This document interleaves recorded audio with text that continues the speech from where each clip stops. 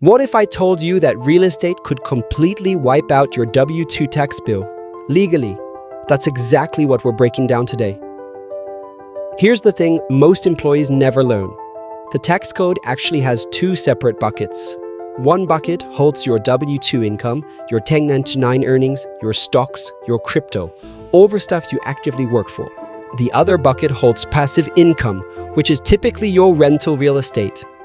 Back in 1987, the government built a wall between those two buckets, meaning passive losses normally cannot cut your active income.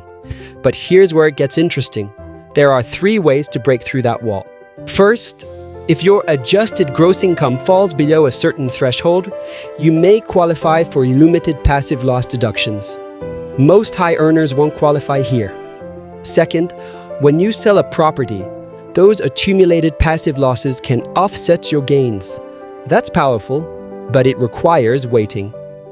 Third, and this is the big one, qualifying as a real estate professional. The IRS has a specific definition here. You need to log 750 hours annually in real estate activities where you materially participate and spend more time in real estate than any other profession.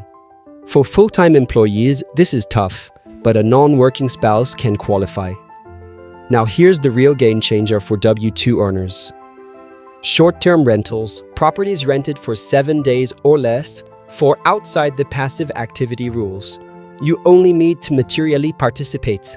No 750-hour tests, no time comparison test. Pair that short-term rental with a cost segregation study, which accelerates depreciation on components like appliances, fixtures, and landscaping.